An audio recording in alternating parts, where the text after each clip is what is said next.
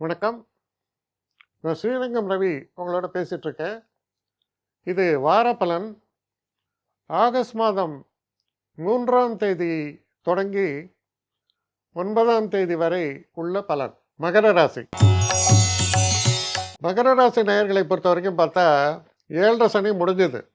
சனீஸ்வரன் 3ஆம் வீட்டில் இருக்கிறார். 3ஆம் வீட்டில் சனி இருந்தால் கடுமையான உழைப்பு, பொறுமை, நிதானம், வெற்றி கொடியை நாட்டும் வரை விடமாட்டேன். அது எவரெஸ்டாக கூட இருக்கலாம், ஏறி கொடியை நட்டுடுவீங்க. அந்த அளவுக்கு சிறப்பான செயல்பாடை தரும், மன உறுதியை தரும்.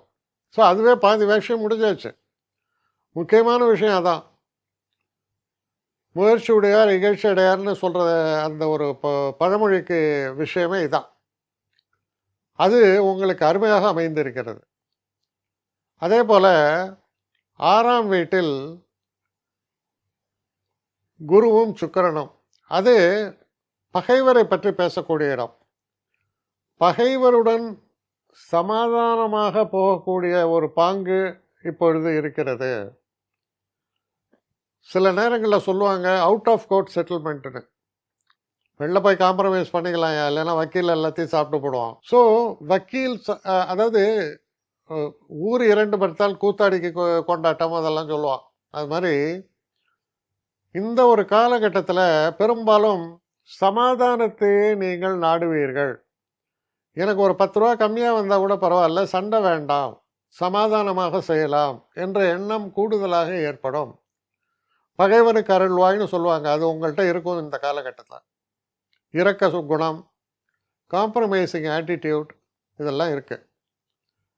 அதே போல் 9ஆம் இடம் செவ்வாய் இருக்கிறார். அதை சனி பார்க்கிறார். குழந்தைகளோட சில நேரங்களில் அபிப்பிராய பேதங்கள், சில நேரங்களில் தந்தையாரோட அபிப்பிராய பேதங்கள், இது நடக்கலாம். சில நேரங்களில் என்ன நடக்கும், தந்தையின் உடல்நிலை பாதிக்கும். அதனால் மருத்துவ செலவுகள் இதுவும் ஏற்பட வாய்ப்புகள் உண்டு. இதுக்கு காரணம் என்ன? 9ஆம் இடம் என்பது தந்தையை குறிப்பது. அந்த இடத்த சனி பார்த்தார், அங்கே செவ்வாய் இருக்கார். அப்போது கவனம் தேவை, கூடுதல் கவனம் தேவை பெரியவங்களுடைய ஒரு ஹெல்த்தில். அதே போல் சில நேரங்களில் பார்த்தீங்கன்னா பெரியவங்கள்ட்ட பேசும்போது மரியாதை இல்லாமல் பேசுவது. உன்னை இவ்வளோ நாள் வளர்த்ததும் அப்பா தான், கண்ணா பின்னான்னு தூக்கி எறிவாங்க அப்பாவை. இதிலெல்லாம் கொஞ்சம் மனிதத்தன்மையோடு நடந்து கொள்ளுங்கள்னு சொல்ல முடியும், அவ்வளோதான். கணவன் மனைவிக்குள்ளே தேவையில்லாத சில பிரச்சனைகள் எழும்புவதற்கும் வாய்ப்புகள் நிறையவே இருக்கிறது.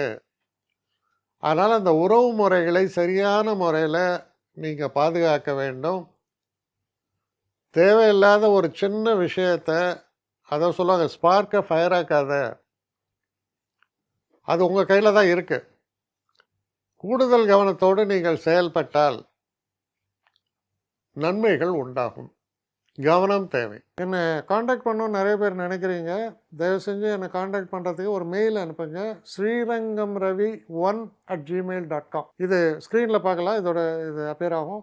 இந்த மெயிலுக்கு எனக்கு அனுப்புங்க. எனக்கு நிறைய பேர் அனுப்புகிறீங்க, நான் ஒருத்தன் தான் அதை பார்க்குறேன், செய்கிறேன். ஏன்னா இது வேகமாக செய்யலாம் முடியாது. ஒரு நாளைக்கு ஒரு 3 பேர் பார்ப்போம், 4 பேர் பார்க்குறோம். அதனால் கொஞ்சம் டிலே ஆகுது. கட்டண சேவை தான். இந்த கட்டணத்தை செலுத்திய பின்பும் கிட்டத்தட்ட ஒரு 5-6 நாள் ஆகும். சில பேர் நினைக்கலாம் கட்டணத்தை செலுத்தின உடனே அடுத்த நாளே பார்க்கணுன்ட்டு. அப்படி என்னால் முடியல. கொஞ்சம் பொறுமையும் நிதானமும் தேவையும் இருப்பவர்கள் நிச்சயமாக காண்டாக்ட் பண்ணுங்கள். என்னுடைய பெஸ்ட்டு சர்வீஸு உங்களுக்கு கண்டிப்பாக உண்டு. வணக்கம்.